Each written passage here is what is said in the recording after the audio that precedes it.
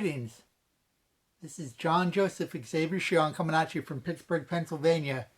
And today, in honor of the passing of Ricou Browning, the actor who played the creature from the Black Lagoon, I want to show off some of my creature from the Black Lagoon merchandise and talk a little bit about the endearing power of the Universal Monsters legacy.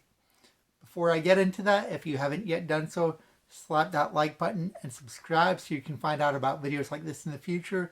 As well, there's a link at the end of the video to leave a tip. If you appreciate this kind of content, anything you can do is appreciated in return. So let's get to it. First of all, I want to point out that I'm wearing a creature from the Black Lagoon costume t-shirt.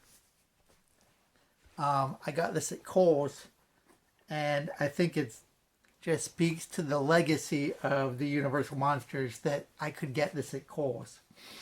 And I have more than this, so I limited myself. But I have a couple figures from Super 7, the reaction figures. This, we'll go in real close on it. This is inspired by a fish tank ornament that was sold in the 70s. Penplex, they sold a creature from the Black Lagoon fish tank ornament. If you can find one right now, they're very expensive. So this is a tribute. You can see he has the grass like in the fish tank. There's the background. And we have this box with the fish on the side. So there's a color one. I missed out on it. I got the black and white one. And you can open this up. You can play with it. But I think that this is really meant to be kept in the box to appreciate the fish tank aspect of it. So this is cool. And then this is kind of similar. This one glows in the dark. And you say, John, the creature's green. Why is he yellow? This is a tribute to the Ben Cooper Halloween costumes that were around from the 60s through the 80s. And often they had off-color designs, off-model colors. And they look kind of weird. A lot of baby boomers and Generation X probably remember wearing these as kids. So this is your off-model creature from the Black Lagoon. Let's get in real close on him. He's got the orange lips, purple belly instead of yellow. And they made 4 in this series. So you see Frankenstein, Mommy Wolfman creature. And the back mimics the Ben Cooper Halloween costume. And again, I think this is more a display piece. You don't necessarily want to open it up. You can. He is posable. But I think I like him in this container. And then next up is probably my favorite creature from the Black Lagoon collectible that I own. And these are my Saucony Super 7 collaboration creature from the Black Lagoon sneakers. I did an unboxing video for this. If you're watching on YouTube, I'll throw a link in the comments. But we have this rough, scaly material. It's supposed to be like the creature's skin. The bottom, this is translucent.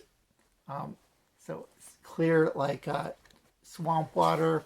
Red laces for the lips.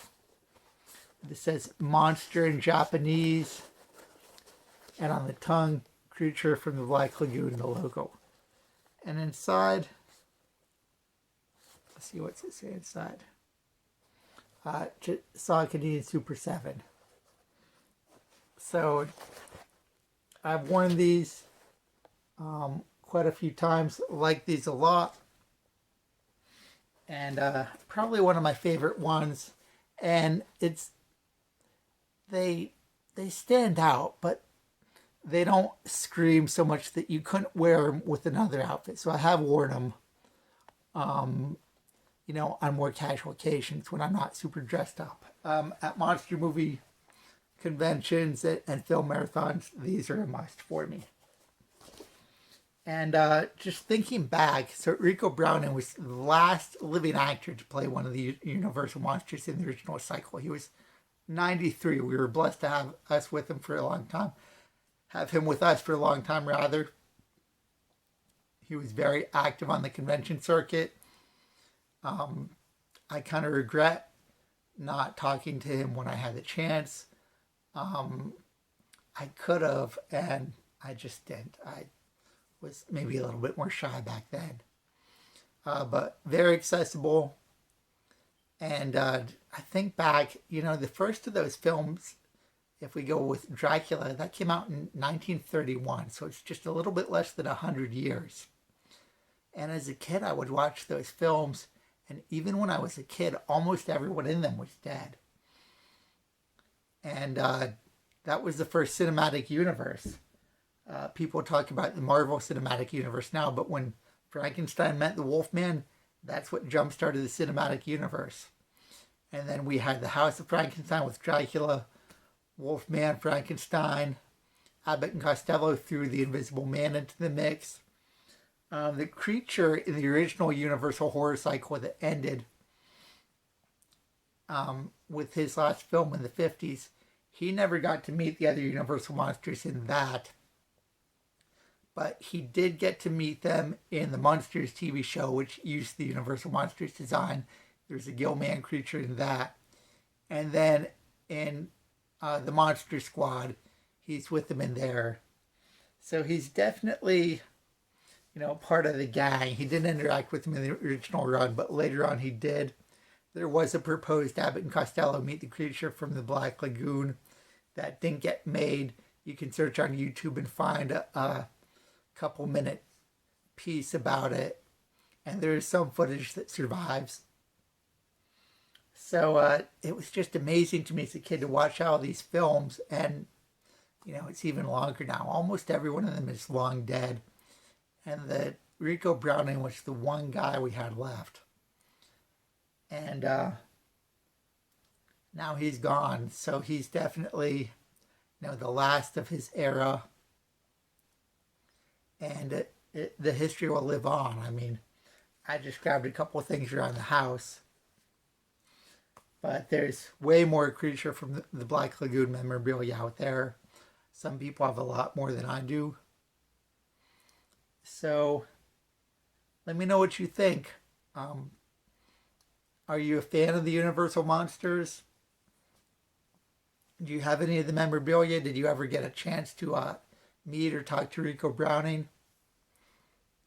And those are my thoughts. And just to close, I mean, like I said, this was the first cinematic universe, and the Marvel Cinematic Universe is definitely, there's still movies planned, but the air is going out of them. And as endearing as the Marvel characters are, as the cinematic universe goes on, I think it is not as beloved by the fans. It is a bit of a letdown for the past year or two.